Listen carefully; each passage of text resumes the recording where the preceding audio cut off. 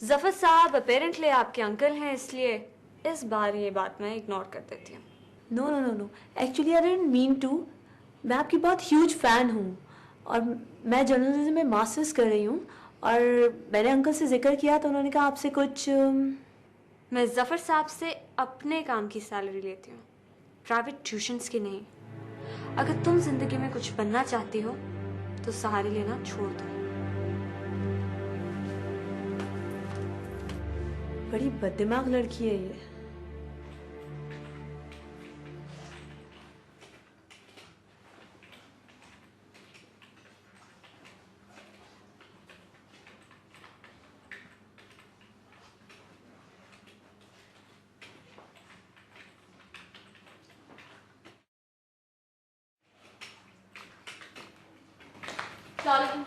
वालेकुम सलाम। सुबह तो तुमसे कुछ कहने का मौका ही नहीं मिला। चलो अभी भी वक्त है। हैप्पी बर्थडे मेहर। ये सब किसने भेजा? तुम्हारे अलावा ये दिन सभी को याद रहता है। आज तो जरा कड़वाहट भुलाकर थोड़ा सा मुस्कुरा दो।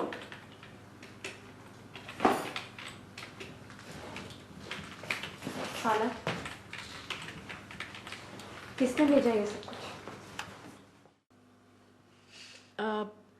मुनव्वर ने आज सुबह। मेहर, आज तुम्हारी सालगिरह है। बरसी है मेरी, और शायद ये खुशी आप दोनों से संभाली नहीं जा रही। अपने बाप के बारे में ऐसे बात करते हुए तुम्हें। बाप भी बेटियों से उनकी खुशियां छीना नहीं करते। उसे माफ कर दो बेटा, अब तो मैं भी सब कुछ भुला चुकी हूँ। हाँ, भुला नहीं, आप सोचने और समझने की हिस्स को गवा चुकी हैं। मेहर, जाने किन मजबूरी की जंजीरों ने आपकी सोचों को जकड़ रखा है। एक ही शहर में रहते हुए बरसों से अपनी बेटी की शक्ल नहीं देख पाया, ये सजा काफी नहीं है? मेरा बस चले तो उनसे अपनी बचपन की यादें भी छीन लो। क्या मुझे बहन खोने का गम नहीं? जितने साल आपने अपनी बहन के साथ गुजारे हैं, काश मुझे उतने घंटे गुजारने का मौका मिलता।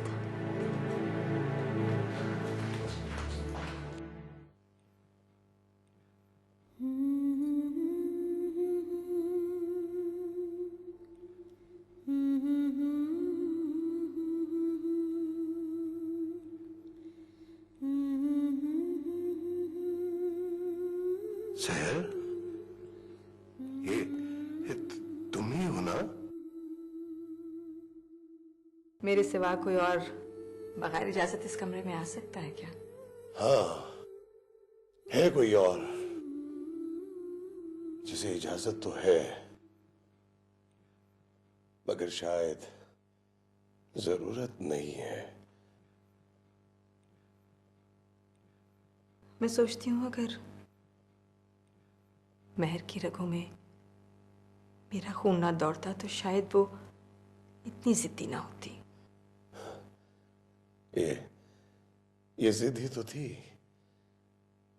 जिसने महर को जिंदगी दी और मुझे नई जिंदगी। इसी जिद की वजह से अब भी मेरे पास कुछ करने को तो है, चाहे वो इंतजार ही क्यों ना हो। और मोहब्बत, वो भी तो करते हो तुम महर से।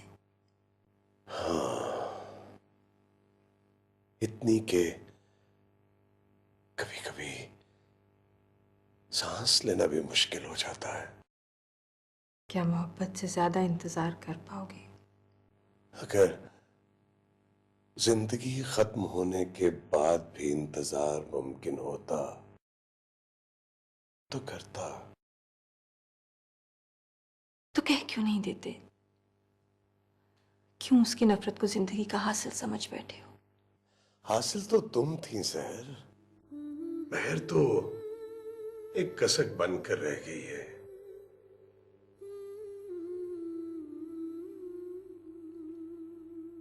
कभी कभी मुझे लगता है कि तुम हम दोनों से ज्यादा जिद्दी हो मुनव्वर। शायद तभी मेरे नाम के बावजूद मेरी जिंदगी में रोशनी की एक किरण भी नहीं है।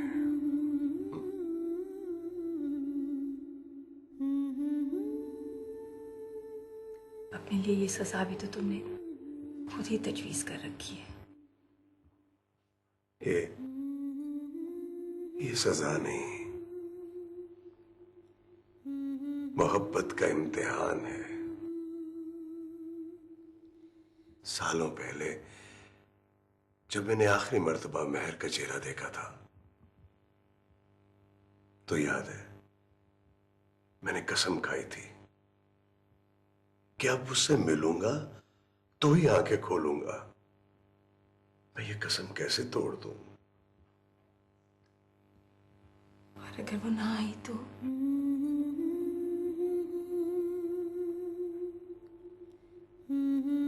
महर और मौत में से जो भी पहले आ गया, मैं उसे हंस कर गले लगा लूंगा। उससे ना सही तुमसे तो मुलाकात होगी।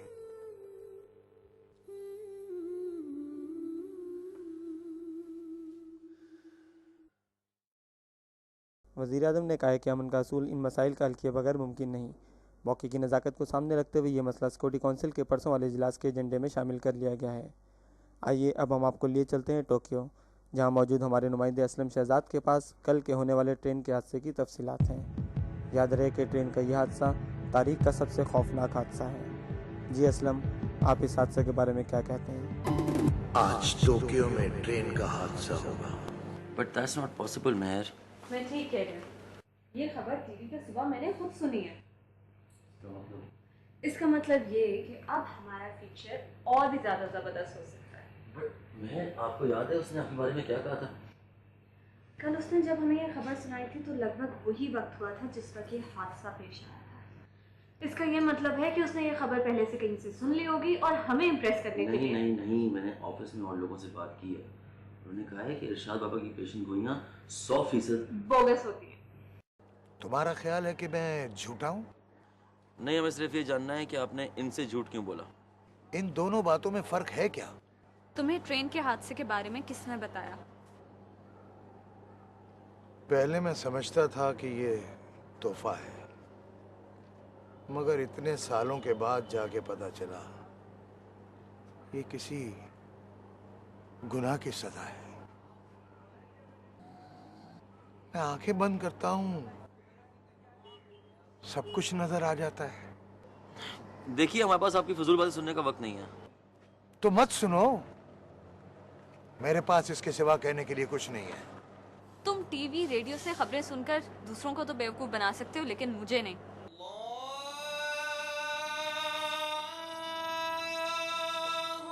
उस रोज तुमने ये आवाज सुनी थी?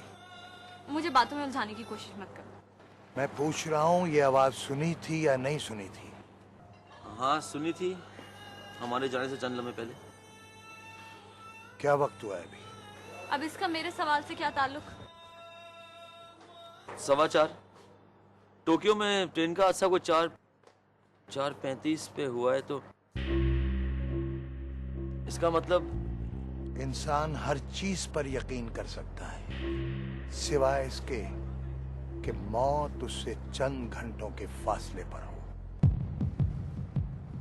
कसूर तुम्हारा नहीं, मेरा है। मुझे तुम्हें यह सब बताना नहीं चाहिए था।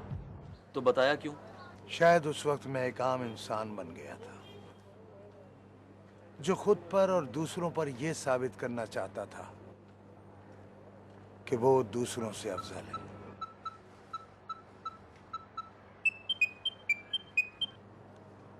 हेलो,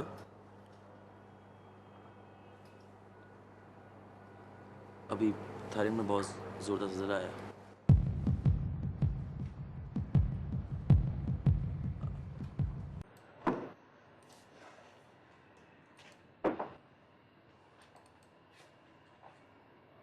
हाय, आप कहाँ थे दिन भर? He was asking for you. You okay? Reports तो यही कहती हैं।